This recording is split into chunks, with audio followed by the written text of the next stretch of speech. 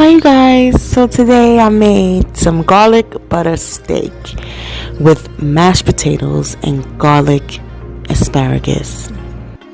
And when I tell you this recipe is delicious, it's delicious.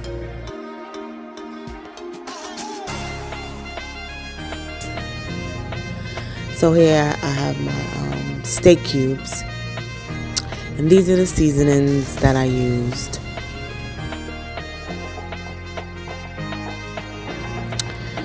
So I take a skillet with just a little bit of butter, and some olive oil,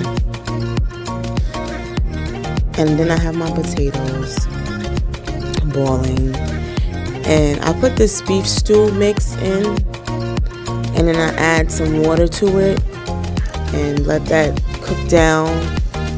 I also add garlic to this mixture as well.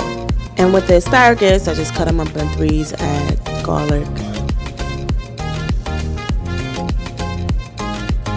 Then the mashed potatoes, I put a little bit of milk and just stir it. And here you are. This meal was really, really good. Like really, really, really good. And I hope you enjoy it.